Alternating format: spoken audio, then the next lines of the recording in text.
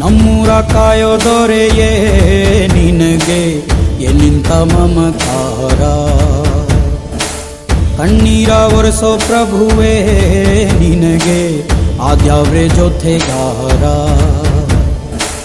ಸಾವಿರ ಜನ್ಮ ಬಂದಾಗೂ ಸಾಕುವ ನಾಯಕ ನೀನಾಗೂ, ನಿನ ಗುಂಟು ನಾನಾ ವೇಷ, ನಿನ ಮಾತೆ ಗಂಟ ಘೋಷ, ಸೂರ್ಯ ಚಂದ್ರ ಹುಟ್ಟೋದಿಲ್ಲ ನೀನು ಕೊಡದೆ ಸಂದೇಶ.